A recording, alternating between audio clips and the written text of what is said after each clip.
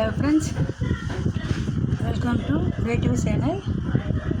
இன்றைக்கி என்னோடய சேனலில் பாருங்கள், நான் டேப் வச்சு ஒரு கூடை போட்டுக்கிறேன். இது வந்து பேஸ் போட்டுக்கிறேன். பேஸ் போட்டு முடிச்சுட்டேன். இப்போ வந்து சுத்து ஒயர் வச்சு இப்போ தான் ஜாயின் பண்ணிக்கிறேன். பாருங்கள், நான் பேஸ் போடும்போது இதில் காமிச்சிக்கிறேன்.